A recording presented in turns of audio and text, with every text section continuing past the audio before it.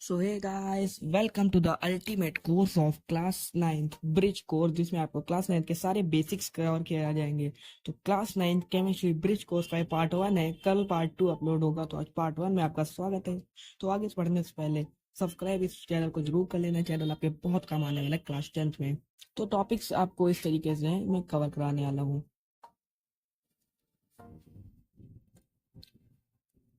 तो यार सबसे पहले देखो, एटम्स क्या होते हैं। एटम जो होते हैं smallest particle of an element होते हैं। तो इसमें आपको एक सवाल भी उठ सकता है कि एलिमेंट क्या होता है, क्योंकि आपने लाइन तो पढ़ी नहीं है। तो मैं आपको समझाता हूँ एलिमेंट क्या होते हैं।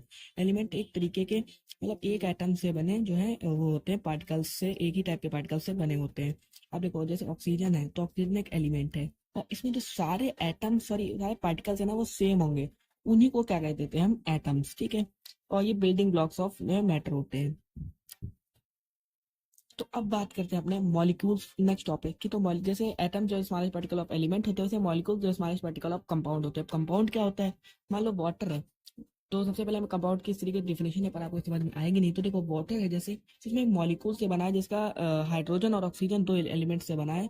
तो इनके एटम्स और ये दोनों एलिमेंट्स है ना केमिकली कंबाइंड है और फॉर्म क्या है, वाटर को, जो कि कंपाउंड भी है। और इसके पास जो है मॉलिक्यूल्स होंगे, क्योंकि ये जो है एटम्स से बने हैं। तो दो एटम्स या उससे ज्यादा एटम जब केमिकली कंबाइन होते हैं तो वो। तो यार अब हम बात करते हैं आपके इलेक्ट्रॉनिक कॉन्फ़िगरेशन, मतलब how electrons are distributed in the shells. तो सबसे पहले शेल्स जो चार होती है, के एल एम एन, उसका फॉर्मूला होता है 2n, इसका जहाँ पे n होता है शेल नंबर।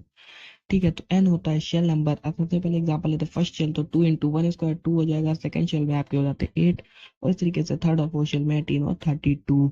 अब वैलेंसी की बात करें तो कंबाइनिंग कैपेसिटी, तो मतलब अब आपको समझ ही नहीं आएगा कंबाइनिंग कैपेसिटी क्या। तो एक एग्जांपल लेते हैं, सोडियम एटम में हो गया 281, यानी कि इसका जो कॉन्फ़िगरेशन होता है 281। पर आपको अभी भी समझ में नहीं आएगा। तो हर एटम जो है स्टेबल होना चाहता है, और स्टेबिलिटी के लिए लास्ट शेल में 8 इलेक्ट्रॉन्स होना जरूरी है।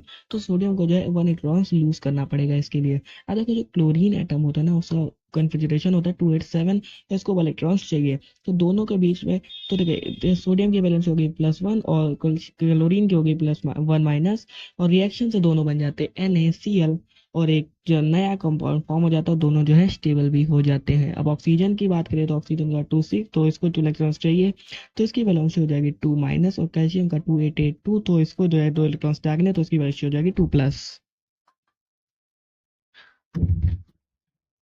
तो दोस्तों अब हम बात करते हैं आपके आयंस की। आयंस क्या होते हैं, इलेक्ट्रिकली चार्ज पार्टिकल। जैसे सोडियम 281 है, तो जब इसका एक इलेक्ट्रॉन जाएगा तो इसके पास Na प्लस का साइन। और क्लोरीन का 287 है, जब एक प्लस इलेक्ट्रॉन आएगा तो इसके पास Cl माइनस। ऐसे ही मैग्नीशियम का 282 हो जाएगा, तो जब इसके पास 2 इलेक्ट्रॉन जाएंगे तो इसके पास जो आयन बनेगा वो बन जाएगा Mg2 प्लस।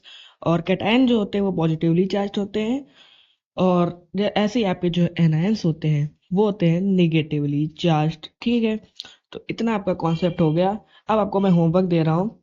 ये जो टेबल आपको याद करनी है, स्क्रीनशॉट ले लीजिए। ये टेबल आपको अच्छी तरीके से रटी होनी चाहिए, और ये जो इस तरीके से टेबल्स है, और ये आपको याद करनी है। हालांकि इसमें एटॉमिक मास वाला जो कॉन्सेप्ट है वो आपको जो है याद नहीं करना है अभी। और इसका जो होमवर्क है वो आपको वैलेंसी जो कमेंट में बतानी है। तो यार बस इस वीडियो को खत्म करते हैं। तो मैं केमिस्ट्री का बेसिक्स का पार्ट 1 जो है मैंने कवर करा दिया, यानी कि पार्ट 1 में तुम्हें जो बेसिक बेसिक बातें थी वो मैंने तुम्हें पूरी तरीके से अच्छे से समझा दी है। कल थोड़ा एडवांस लेवल के बेसिक्स को कवर करेंगे। तो इस चैनल को जो है अभी सब्सक्राइब कर लो, क्योंकि अभी अगले 3 से 4 दिनों में तुम्हारे सारे बेसिक्स को कवर कर दूंगा। मिलते हैं नए वीडियो में, अब तक के लिए जय हिंद जय भारत।